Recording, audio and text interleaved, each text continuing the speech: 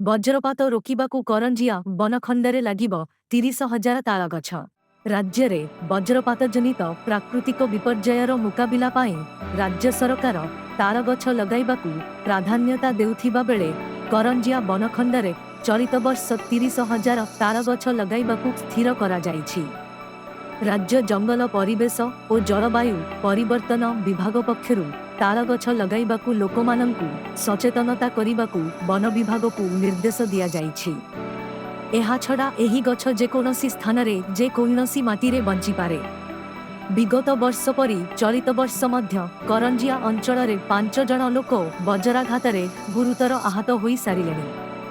ତେଣୁ ଚଳିତ ବର୍ଷ କରଞ୍ଜିଆ ବନଖଣ୍ଡରେ ପ୍ରାୟ 30,000 ତାଳଗଛ ଲଗାଇବାକୁ ପ୍ରୟାସ କରାଯିବ ବୋଲି କରଞ୍ଜିଆ ସହକାରୀ ବନ ସଂରକ୍ଷକ ମଦନ ମୋହନ ମହାନ୍ତ ସୂଚନା ଦେଇଛନ୍ତି। ଏହି ତାଳ ମଞ୍ଜି ଯାଜପୁର, ତାଳଚେର ଓ ଅନୁଗୁଳ ଜିଲ୍ଲାର ବିଭିନ୍ନ ସ୍ଥାନରୁ ସଂଗ୍ରହ କରାଯାଇ ବନଖଣ୍ଡର ବିଭିନ୍ନ ସେକ୍ସନଗୁଡ଼ିକରେ ରୋପଣ କରାଯିବ। ବନ କର୍ମଚାରୀମାନେ ଗ୍ରାମ ସୁରକ୍ଷା ସମିତି ସଦସ୍ୟମାନଙ୍କ ସହଯୋଗରେ ଜୁଲାଇ ଓ ଅଗଷ୍ଟ ମାସରେ ଏହି ରୋପଣ କାର୍ଯ୍ୟକ୍ରମରେ ଯୋଗଦେବେ ବୋଲି ବନ ବିଭାଗ ପକ୍ଷରୁ ସୂଚନା ଦିଆଯାଇଛି।